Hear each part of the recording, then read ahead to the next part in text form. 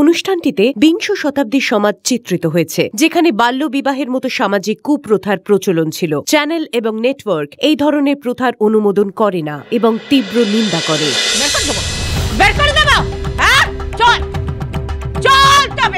চল চল, এতে যদি তোদের শান্তি হয়, সকলের যদি হাত জোড়ে তাহলে তাই করবো। কিন্তু একটা কথা, কোনদিন কারো যদি ভুল চুপ দেখি তাকেও কিন্তু বের করে দেবো, ঘাট ধরে বের করে দেবো। তোর বোন, তোর বোনের বর সবাইকে কিন্তু বের করে, তখন যেন আবার বোনের প্রতি শ্রদ্ধা দেখাতে আসিস না, বলে দিলাম। শান্ত হ না, চল তুই শান্ত না, শান্ত হ। তুই দাঁড়িয়ে আছিস কেন? চল আমার কথা শোন। শুরু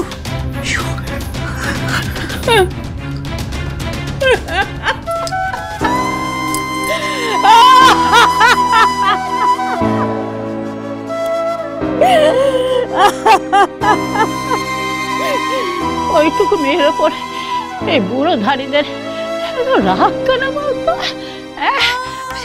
সে রাজবাড়িতে থাকতো, পঞ্চব্যঞ্জন দিয়ে খেত। এই বাড়িতে বউ হয়ে আসাটাই কি তার শাস্তি নয়? সে কিনা রাজবাড়ির মেয়ে হয়ে গোয়াল ঘরে আছে, এটাই তো তার বিরাট শাস্তি। আরে কি মন বলে কিছু নেই রে। দাঁড়া বোদা, দাঁড়া বলছি, দাঁড়া। মারিয়ে দাও, তুই আমার মারতে পারিস না। তুই নিষ্পাপ গোলাপ ফুলের মতো ভাইটাকে তুই মারতে পারবি? গোলাপ ফুলের মতো? তুই গোলাপ ফুল নয় রে, গোলাপ ফুলের কাঁটা। বোদা বোদা দাঁড়া বলছি। 10টা নয়, 5টা নয়, একটা মাত্র ভাই তোর, তুই তাকে মারতে পারিস না। মারি তাকে হারাতি আমার ভাই নয়। এই বোদা, হাতে তোর বড় ভাই রে, আমি তো তোর ছোট ভাই, তুই আমাকে কি করে মারবি বল? একবার তোকে হাতে না গেলে পাই, তারপর দেখ তোর সাথে কি করতে পারি। দাঁড়া দাঁড়া। আমার বউয়ের দোষের জন্য কি আমায় একবার ক্ষমা করতে চায় না? না যায় না। আমার বউয়ের জন্য তোদের আজকে বিয়েটা হলো, আমার বউয়ের জন্য পারুল আজকে ছাতে তোলা গেছে। তোর বউকে না, আমার বউকে এইভাবে গোল করে পাঠিয়ে দিল। এই বেঈমানির শাস্তি আজকে আমি তোকে দেবো বোদা। দাঁড়া। এই পালিয়ে লাভ নেই রে বোদা, তোর বউ আমার বউকে শাস্তি দেওয়ার বন্দোবস্ত করেছে না। দেখ আমি তোকে নিজে হাতে কিভাবে শাস্তি দিই। দাঁড়া বোদা, দাঁড়া। আমি তোকে আগেই বলেছিলাম আমার বউ আমার হাতের বাইরে বেরিয়ে গেছে, তুই তো মানিস নাই। এই হয় রে মানিক দাদা, এই হয় ভাইয়ে ভাইয়ের মধ্যে এইভাবেই ঝগড়া হয়, বেঁধে রাখা সংসারটা এইভাবেই তছনছ হয়ে যায়। সংসার নয় রে, আমি তোর মাজা ভাঙবো। আরে মানিক দাদা, আমাকে ছেড়ে দে। ছেড়ে দেবো তোকে? ছেড়ে দেবো? ছেড়ে দে, আমি মা কালীতে দেখে বলছি, আমি তোর দলে। সব দোষ আমার বউয়ের। মা কালী যার কত দুর্দিন দেখাবে আমি জানি নে। যে ভাই কালকে আমার কোলে করে আদর করতো, সে আজকে আমার কোলে তলোয়ার ধরছে। এই দিন দেখার আগে আমি মরে গেলাম নে। আমি যাচ্ছি। হাই, কোথায় যাচ্ছিস? খবরদার বোদা, পারুলকে তুই কিচ্ছু বলবি না, তাহলে কিন্তু আমি তোকে ছাড়বো না। সে ইচ্ছে বা সাহস কোনটাই আমার নেই। এই তুই কোথায় যাচ্ছিস? ঠাকুর ঘরে যাচ্ছি। ঠাকুর ঘরে? কিন্তু কেন? মায়ের পায়ে মাথা কুটতে। মা যেন আমার বউটাকে সুমতি দেয়, সুমতি দেয়। এখন উনি পারবেন আমাদের এই ভাঙা সংসারটাকে চুরতে। নাটক করিস না রে বোধা, তোর বউ দিদি গোয়াল করে একা আছে, আমার খুব চিন্তা হচ্ছে রে। আর আমার চেয়ে ওখানে যাও মা না। বাবা মানিক দাদা, এখন তো তুই নাটক করছিস রে। তুই কবে কার মানা মেরেছিস? হ্যাঁ তুই তো বললি রাঙা বেশি ফুল বেশি সব এখন কড়া নজরদারিতে রেখেছে। রেখেছে? আচ্ছা দাঁড়া, আমি একবার নিচে কি সব দেখে আসছি, কে কোথায় আছে, তারপর তোকে এসে খবর দিচ্ছি। আমি যাই।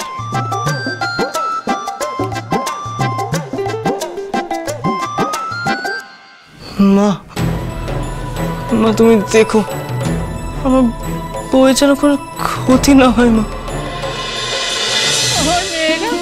কেন অমন হলো বল দেখি?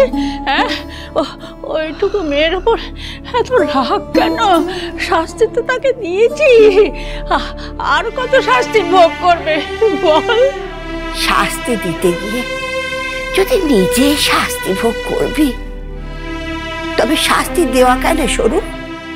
আমি ভুল করে ওই মেয়েটার মাথা ফাটিয়ে দিয়েছিল, তাই বলে তুই বাতের ব্যথা নিয়ে ঠ্যাঙাতে ঠ্যাঙাতে চিলেকোটার ঘরে গিয়ে আমার সাথে ঝগড়া করেছিলি।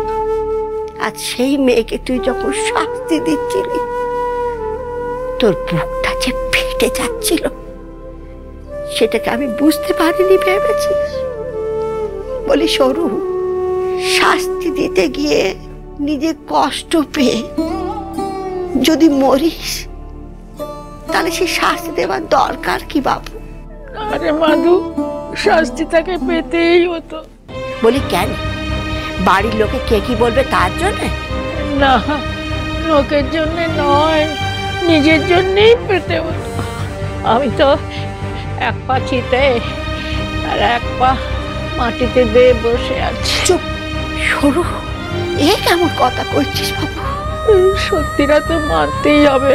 বল, আমি তো আজ আছি, কাল নেই।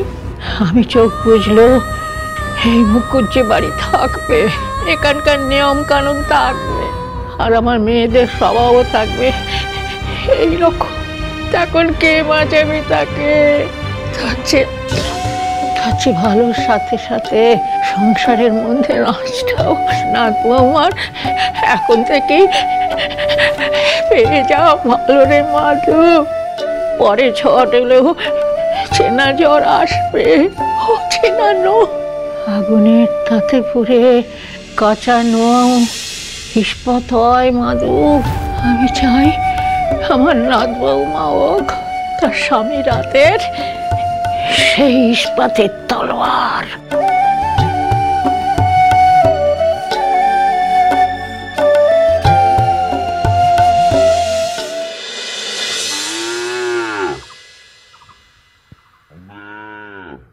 গোমাতা, গোমাতা, তুমি আমার উপর রাগ করো না। আমি তোমাদের এখানে থাকছি বলে আমি তোমাদের কোনো জ্বালাতন করবো না। এমনিতেই সবাই আমার উপর খুব রেগে আছে। তোমরা আমার উপর রেগে গেলে আমি কোথায় গিয়ে থাকবো বলো তো?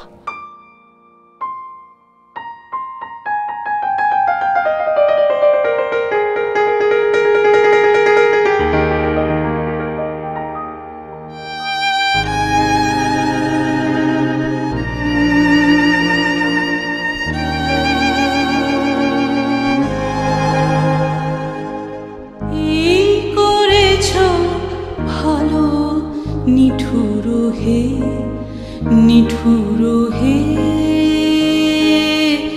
এই করেছো ভালো,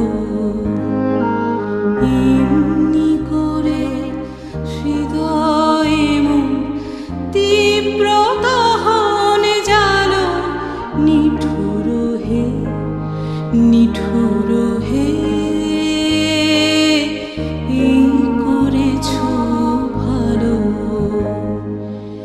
এই করেছো ভালো। নিঠুর হে, নিঠুর হে, এই করেছো ভালো।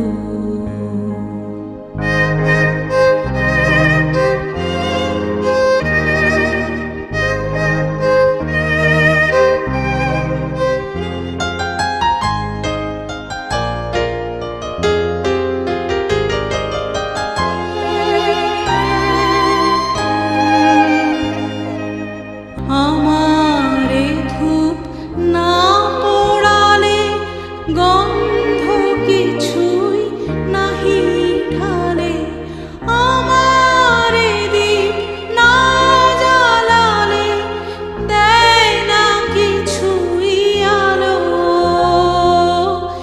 এই করেছো ভালো, নিঠুর হে, নিঠুর হে, এই করেছো ভালো। আমার মতো তোরও খুব মন খারাপ না রে পটুরানি? চিন্তা করিস না, আমি থাকতে বউয়ের কিচ্ছু হবে না।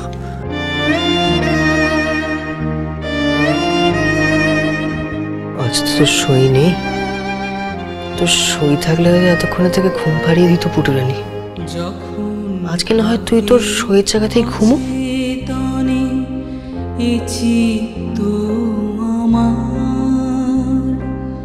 আঘাত সেজে পরশ তব শীত পুরস্কার অন্ধকারে মহিলা যে চোখে তোমায় দেখি না যে বজ্রে তোলো আগুন করে আমার যতই পাহারা থাকুক, পাহারাদার তো ঘুমোবেই। আর এই সুযোগেই আমাকে বউয়ের কাছে যেতে হবে। তুমি কোনো চিন্তা করো না বউ, তোমার পৃথ্বীরাজ তোমার কাছে আসছে।